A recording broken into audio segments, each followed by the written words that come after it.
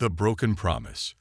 The colony ship Starlight Pioneer drifted through space like a giant silver needle threading through the cosmic dark. Captain Elena Vasquez stood on the bridge, watching the distant star Kepler 442 grow brighter with each passing hour. After 8 months of travel, they were finally approaching their destination. Behind her, the soft hum of life support systems mixed with distant sounds of children playing in the corridors below. "Captain, we're receiving final approach clearance from Galactic Traffic Control," reported Navigation Officer Liu from his station. His voice carried the excitement they all felt. After so many months in the metal confines of their ship, solid ground and open sky awaited them. Elena smiled as she heard laughter echoing through the ship's communication system. Somewhere in the recreational areas, children were playing games and telling stories about what they would do on their new world. The Starlight Pioneer carried 2,500 colonists, and nearly 800 of them were under the age of 16. They were the future of humanity's expansion into the galaxy. In the medical bay, Dr. Marcus Chen was conducting his daily rounds when 10-year-old Sofia Martinez bounded through the door. Her dark eyes sparkled with curiosity as she clutched a tablet displaying pictures of Kepler 442 bits' native wildlife. Sophia had announced to everyone within earshot that she intended to become the galaxy's first human xenobiologist, and she took this ambition very seriously. "Dr. Chen, look at these creatures," Sophia exclaimed, showing him images of 6-legged deer-like animals grazing in purple meadows. "Do you think they'll be friendly? Can I study them when we land? My mom says I have to wait until the scientists say it's safe, but I want to help them study everything." Dr. Chen chuckled as he reviewed her latest health scan. Sophia was one of dozens of children who visited him daily, not because they were sick, but because they were bursting with questions about their new home. Human children, he reflected, possessed an remarkable adaptability that never ceased to amaze him. Within weeks of arriving at any new world, they would be climbing trees, learning local languages, and making friends with alien children as if they had lived there all their lives. "Patience, young scientist," Dr. Chen replied. "There will be plenty of discoveries waiting for you. But first, we need to make sure our new home is ready for curious explorers like yourself." Down in the family quarters, 7-year-old twins Maya and Ethan Brooks were helping their parents pack their belongings for planetside arrival. Maya carefully wrapped her collection of Earth stones, while Ethan organized his model spacecraft. The twins had spent months planning their first day on solid ground, arguing about whether they should explore the forests or the coastline first. "Maya, look," Ethan whispered, pressing his face against their cabin's small porthole. "I can see the planet. It's really blue and green, just like in the pictures." Maya joined him at the window, her eyes wide with wonder. The planet below them looked like a jewel hanging in space, with swirling white clouds and vast oceans that caught the light of its sun. "It's beautiful," she breathed. "Do you think there are other kids there already?" Their mother, Rebecca Brooks, watched her children with a mixture of pride and protective concern.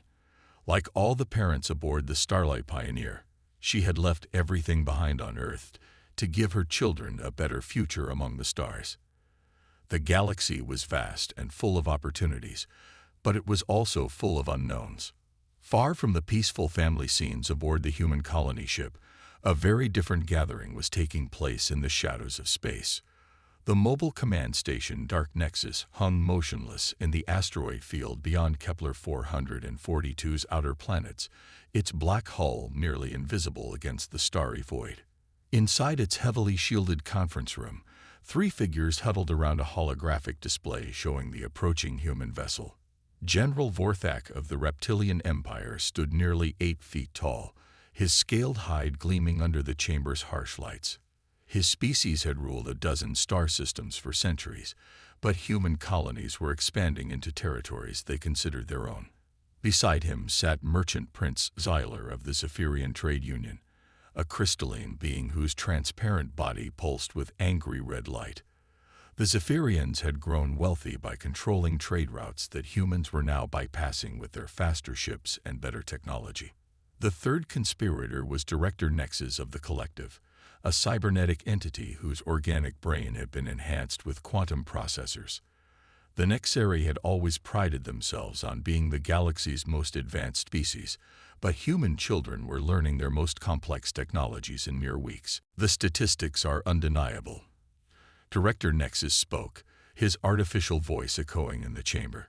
Human reproduction rates exceed all other species by 30%. Their children adapt to new environments faster than our own young. Within 50 years, humans will outnumber every other species in the galaxy.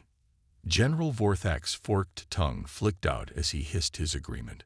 My intelligence networks report that human children are being trained in advanced technologies from birth. They learn our languages, master our sciences, and integrate into our societies with suspicious ease. This is not natural development. This is preparation for conquest. Merchant Prince Xylar's crystalline form shifted to a deeper shade of red. Economic projections show human trade networks expanding into every sector. Their colonies are self-sufficient within months, not years like other species. Their children are the key to this rapid expansion. Remove the children, and human expansion stops permanently. The three beings stared at fabricated intelligence reports that painted human children as future soldiers in an army of conquest. The documents were carefully crafted lies, but fear and jealousy had made the conspirators eager to believe them. They had convinced themselves that human children posed an existential threat to galactic civilization. The sacred law protects them, General Vorthak said reluctantly. The first law of galactic civilization stated clearly that no species could deliberately harm the young of another sentient race. This law had been written in blood after the devastating Andromedan Wars 3 centuries earlier, when an entire species had been driven to extinction through attacks on their nursery worlds. Director Nexus activated a hidden program in his quantum brain. Not if we can prove they are military assets rather than true children. Look at this evidence. The chamber filled with holographic displays showing human children in what appeared to be military training scenarios.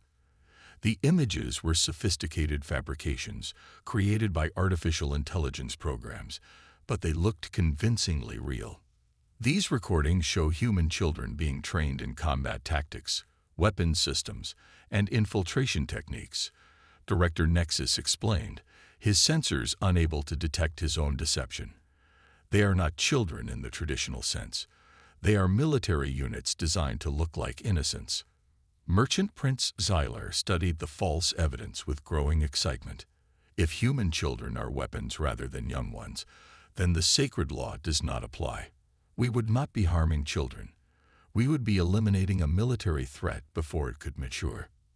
Within hours, the conspirators had transmitted their fabricated evidence to select members of the Galactic Council, species who felt threatened by human expansion, traders who resented human competition, and military leaders who envied human efficiency all received copies of the false reports. Fear spread like a virus through the council chambers. An emergency session was called in the deepest levels of the council station, far from the main chambers where debates were usually held in the light of day. Only 24 members participated, but they represented powerful factions from across the galaxy. The vote was close, but fear won over wisdom by just 3 votes. Emergency Authorization Omega-7 was issued in secret, permitting defensive action against confirmed military assets threatening galactic stability. The order was carefully worded to avoid mentioning children directly, but everyone in the chamber understood its true meaning. The sacred law had been suspended, and human children were now targets. Back aboard the Starlight Pioneer, Captain Elena Vasquez was reviewing landing procedures when the first warning came through. "Captain, we're detecting multiple energy signatures decloaking around us," reported Sensor Officer Patel, her voice tight with alarm. 6 heavy cruisers, unknown configuration. Elena's blood ran cold as she saw the massive warships surrounding her defenseless vessel. The Starlight Pioneer was a civilian colony ship with no weapons and minimal shields. Against 6 military vessels, they had no chance of fighting back. This is Captain Elena Vasquez of the civilian vessel Starlight Pioneer. She broadcast on all frequencies. We are carrying colonists to Kepler 442 bits under full Galactic Transit Authority clearance. Please identify yourselves and state your intentions. The response came not in words, but in the bright blue glow of charging weapons. Elena had seconds to act before the attack began. All hands, this is the captain, she announced over the ship's communication system. We are under attack by unknown forces. Begin emergency evacuation procedures immediately. All families to escape pod stations. This is not a drill. Throughout the Starlight Pioneer, parents grabbed their children and ran toward the pod bays. Sofia Martinez clutched her tablet and her dreams of becoming a xenobiologist as her mother pulled her down crowded corridors. The Brooks twins held hands tightly as their parents guided them toward Pod Bay 7, where other families were already strapping themselves into the small emergency craft. Dr. Marcus Chen worked frantically in Pod Bay 3, helping seal children into evacuation suits and checking their life support systems. His hand shook as he adjusted 10-year-old Sophia's helmet, knowing that the small pods offered little protection against military-grade weapons. Dr. Chen, are we going to be okay? Sophia asked through her suit's communication system. Her voice was brave, but he could see the fear in her young eyes. We're going to do everything we can, he promised, though his heart was breaking. Through the bay's viewports, he could see the alien warships moving into attack positions. The Starlight Pioneer had no weapons to defend itself and no armor to protect its precious cargo of human families.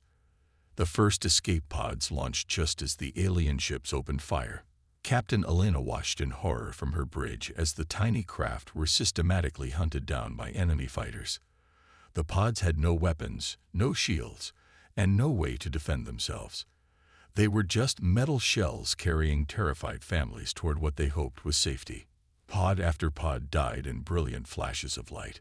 Sofia Martinez's pod spun wildly as energy bolts missed it by inches, but 3 fighters converged on the small craft as it entered the planet's atmosphere. Through her helmet visor, Sofia saw the alien weapons charging up for the kill. She was 10 years old, and she would never get to study the 6-legged deer or become the galaxy's first human xenobiologist. The Brooks twins held each other tightly as their pod shuddered under enemy fire. Maya whispered to Ethan about the games they would play when they reached the surface, while Ethan told her about the model spacecraft he would build in their new home. Neither child would live to see another sunrise. Dr. Marcus Chen's pod lasted longer than most, spinning and diving through the planet's atmosphere as the alien pilots pursued their helpless targets. Through his communication system, he could hear other pods calling for help, children crying for their parents, and the terrible silence that followed each explosion. Captain Elena Vasquez stood on her bridge as her ship died around her. Most of the escape pods were gone, destroyed by an enemy that had chosen to break the most sacred law in galactic civilization. The few pods that had crashed on the planet's surface carried only a handful of survivors, children who would have to survive alone on an alien world. This is Captain Elena Vasquez of the colony ship Starlight Pioneer. Elena spoke into her final transmission as her ship's hull began to buckle. We have been attacked by unknown forces in the Kepler 442 system. They have destroyed our escape pods. They have murdered our children. Her voice broke as she spoke the terrible words. 800 children were aboard the ship. Most of them are dead now. The ship shuddered as another energy blast tore through its weakening structure. Elena gripped her captain's chair and continued her message, knowing it would reach Earth and every human colony through the quantum communication network. The attackers have broken the sacred law. They deliberately targeted our children. They hunted down evacuation pods carrying babies and kids who never hurt anyone. Tears streamed down her face as she recorded humanity's darkest hour. Remember us. Remember what they did to our children. Don't let this crime go unpunished. The Starlight Pioneer's reactor core went critical, and Captain Elena Vasquez died at her post. Her final message was already racing across the galaxy at faster than light speed. carrying news of the massacre to every human world. On Kepler 442 Bits' surface, 38 escape pods lay scattered across purple meadows and blue forests. 38 children had survived the slaughter, injured and alone on an alien world they had dreamed of calling home. They climbed out of their broken pods and looked up at the sky where their friends had died. The survivors were too young to understand galactic politics or ancient laws. They only knew that someone had tried to kill them all, and most of their friends were gone forever. They gathered together in small groups, sharing emergency supplies and comfort as they waited for rescue that might never come. Above them, the alien attack fleet regrouped and departed for their home systems, confident that they had eliminated the human threat before it could mature. The conspirators believed they had saved galactic civilization by murdering children. Instead, they had awakened something far more dangerous than their darkest fears. Humanity was about to learn what had happened to their young ones, and the galaxy would never be the same. The galaxy's reckoning. The message from Captain Elena Vasquez reached Earth's Deep Space Communications Center 47 hours after the massacre. Commander Lisa Park was monitoring routine traffic when the emergency transmission came through the quantum relay network. She had processed thousands of messages during her career, but nothing had prepared her for the horror contained in this one. They killed our children. They killed our babies. Remember us. Lisa played the transmission 3 times before her shaking hands could activate the emergency protocols. Within minutes, the message was racing through secure channels to every human government and military command in the galaxy. Earth Defense Command, Luna Military Academy, Mars Colonial Authority, and 50 other human settlements received the terrible news simultaneously. Admiral Sarah Chen was reviewing fleet deployments aboard her flagship, the UH Defiance, when her communications officer handed her the decoded message. Sarah had served in 3 border conflicts and seen plenty of death in her 30-year career, but reading her brother Marcus's name among the victims nearly broke her composure. Dr. Marcus Chen had been aboard the Starlight Pioneer as chief medical officer, caring for the children who were now dead. All ships, this is Admiral Chen, Sarah announced over the fleet communication network. Change course immediately. Set heading for Luna Station, maximum speed. We have a code black emergency. Across human space, similar scenes played out as the news spread. On Mars, factory workers stopped their machines and stood in shocked silence. On Alpha Centauri, colonists gathered in town squares to light candles for the murdered children. On New Terra, parents held their own children close and wept for families they would never see again. But grief quickly transformed into something harder and more dangerous. Pure, burning anger spread through human space like wildfire. For the first time in their history, humanity spoke with one voice, and that voice demanded justice. President James Morrison was in his office on Luna Station when the emergency session of the Colonial Congress convened. Representatives from every human world appeared via hologram, their faces grim with shared purpose. Behind the president, a massive display showed photographs of the murdered children. Sophia Martinez with her dreams of xenobiology, the Brooks twins with their plans for exploration, and hundreds of other young faces that would never grow older. For 3 centuries, we have honored the sacred law, President Morrison began, his voice steady despite the fury burning in his eyes. We have protected the children of every species, even those that considered us enemies. We believe that all civilized beings shared our commitment to protecting the innocent. The display behind him shifted to show the scattered wreckage of escape pods on Kepler 442 Bits' surface. We were wrong. Yesterday, unknown forces murdered 800 human children in cold blood. They hunted down defenseless families fleeing for their lives. They broke the most fundamental law of galactic civilization. President Morrison paused as the weight of his next words settled on the assembled representatives. As of this moment, I am declaring a state of total war against the perpetrators of this atrocity. Every human ship, every human soldier, every human world will be mobilized until justice is served. The vote was unanimous. For the first time in human history, every colony and settlement united behind a single cause. The Terran Defense Fleet, colonial security forces, and independent world militias all placed themselves under unified command. Within hours, the largest military force humanity had ever assembled was converging on Luna Station. Meanwhile, on Kepler 442 bits, the 38 surviving children were struggling to stay alive in their alien wilderness. 12-year-old Zahra al-Rashid had emerged as their unofficial leader, organizing the survivors into groups and rationing their emergency supplies. Zahra had lost her parents and younger sister in the attack, but she refused to let grief paralyze her. "We need to find shelter before nightfall," Zahra told the other children as they explored the crash site. The planet's purple sun was setting, and the temperature was dropping rapidly. "The emergency manual says we should stay near the pods in case rescue ships arrive, but we need protection from the weather." 9-year-old Tommy Chen, Dr. Marcus Chen's nephew, had suffered a broken arm in the crash, but was helping the younger children salvage supplies from the wreckage. "My uncle always said humans are the best survivors in the galaxy," Tommy said, wincing as he lifted a water container. "We just have to be smart and work together." The children built crude shelters from pod debris and emergency materials, sharing body heat and taking turns standing watch. They had no way of knowing if rescue would ever come, but they refused to give up hope.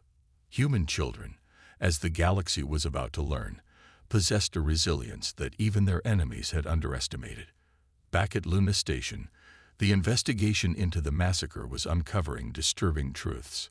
Ambassador Cal Thorne, humanity's senior representative to the Galactic Council, had been secretly recording communications from the Council station for months. When he reviewed the recordings from the days before the attack, he discovered something that made his blood run cold. "President Morrison, you need to see this," Cal announced as he entered the emergency command center. His face was pale with shock as he activated a holographic display. "I found evidence of a conspiracy at the highest levels of the Galactic Council." The recording showed General Vorthak, Merchant Prince Tylar, and Director Nexus discussing their plans to eliminate human children. But more damning were the fabricated intelligence reports they had created, sophisticated lies designed to justify mass murder.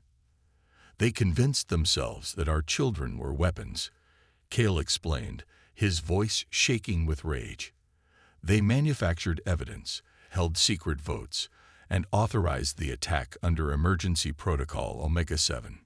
President Morrison studied the evidence with growing fury. How many council members were involved? 24 voted for the authorization, Kel replied. But the conspiracy extends further. Analysis of communication patterns suggests at least 60 members knew about the plan and did nothing to stop it. Admiral Sarah Chen leaned forward from her position at the tactical display. "Mr. President, we have positive identification on the attack ships. The energy signatures match Vorthak Empire heavy cruisers. They're not even trying to hide their involvement." The President's decision was swift and final. "Admiral, prepare the fleet for immediate departure. Our primary targets are the 3 conspiracy leaders and their supporters. Ambassador Thorne, I want this evidence broadcast to every civilized world in the galaxy. Let them see what their representatives have done." Within hours, the recordings were transmitted across the galaxy's communication networks. The reaction was immediate and explosive. Species that had been excluded from the conspiracy were horrified to learn that the sacred law had been broken in their name. Riots erupted on a dozen worlds as citizens demanded the removal of their complicit representatives. The Andromedan Republic, still bearing scars from the ancient wars that had created the sacred law, immediately declared their support for humanity. The Centaurian Alliance recalled their ambassadors from the Galactic Council in protest. Even species that had never been friendly to humans condemned the massacre as an abomination that threatened the foundation of galactic civilization. But the conspirators were not finished. General Vorthak had expected human retaliation and prepared accordingly. As Admiral Chen's fleet approached the Vorthak home system, They found it defended by a massive battle group of allied ships. The Zephyrian Trade Union and Nexari Collective had committed their fleets to support their partner in genocide. The Battle of Vorthok Prime lasted for 3 days and became the largest space engagement in galactic history. Human ships, outnumbered 3-1, fought with a desperation and fury that surprised their enemies. The humans had come not for conquest or territory, but for justice, and they proved willing to pay any price to achieve it. Admiral Sarah Chen led the assault from the bridge of the Defiance, her ship's hull scarred by enemy fire, but her resolve unshaken. "All ships, this is Admiral Chen," she broadcast to her fleet. "Remember the children. Remember why we're here. No mercy for child killers." The tide of battle turned when the Andromedan Republic fleet arrived unexpectedly, followed by ships from a dozen other species that had joined humanity's cause. The galaxy was witnessing something unprecedented. Multiple species united in defense of a fundamental moral principle. General Vorthak's flagship was the last to fall, its shields finally failing under concentrated fire from human and allied vessels. As his ship died around him, the general transmitted a final message filled with defiance and hatred. "You think you have won, humans, but you have only proven our point. Your species is too dangerous to be allowed to spread. Other worlds will see this battle and understand the threat you represent." His words were broadcast across the galaxy, but they had the opposite effect from what he intended. Species that witnessed humanity's righteous fury in defense of murdered children saw not a threat, but an ally worth respecting. The humans had not sought conquest or revenge beyond the guilty parties. They had fought for justice and the protection of innocents. As the battle ended, rescue ships were already racing toward Kepler 442 bits to evacuate the surviving children. When the rescue teams found them, the 38 survivors had built a functioning camp complete with water purification systems, food cultivation plots, and communication equipment salvaged from their crashed pods. Zahra al-Rashid stood proudly among her fellow survivors as the rescue ships landed. The 12-year-old had kept her group alive for 5 days in an alien wilderness, proving that human adaptability was not a weapon but a gift. When the rescue commander asked how they had managed to survive, Zahra's answer became famous across the galaxy. "We're human," she said simply. "We don't give up." The trial of the surviving conspirators took place before a reformed Galactic Council, with the 38 child survivors serving as witnesses. Zahra al-Rashid, now 13 years old, gave testimony that moved hardened diplomats to tears. She spoke not of revenge, but of the friends who had died and the dreams that had been destroyed. Sofia Martinez wanted to be a xenobiologist, Zahra testified, her young voice carrying across the vast council chamber. She was going to study the animals on our new world and help us understand them. Maya and Ethan Brooks were going to explore forests and coastlines together. They were just children with dreams, not weapons or threats. The council's verdict was unanimous. The surviving conspirators were sentenced to life imprisonment on isolated worlds, their governments dissolved, and their territories placed under international supervision. More importantly, new laws were enacted with humanity serving as co-enforcers alongside the traditional galactic peacekeeping forces. The reformed sacred law expanded protections for all sentient young and established the Galactic Children's Protection Service, with human officers serving at every level. Never again would fear and prejudice be allowed to threaten innocence across the galaxy. But perhaps the most significant change was cultural rather than legal. The massacre had revealed the best and worst of galactic civilization, showing that some beings were capable of unthinkable evil while others would risk everything to protect the innocent. Humanity's response had earned them respect and friendship from species across the galaxy. On the first anniversary of the massacre, President Morrison stood before a memorial on Luna Station. Behind him, holographic images of the murdered children rotated slowly, their faces serving as eternal reminders of the price of hatred. But beside the memorial stood another display, photographs of human and alien children playing together on integrated worlds across the galaxy. "We cannot bring back those we lost," President Morrison said to the assembled crowd of humans and aliens. But we can ensure that their deaths were not meaningless. Today, human and alien children attend the same schools, play the same games, and share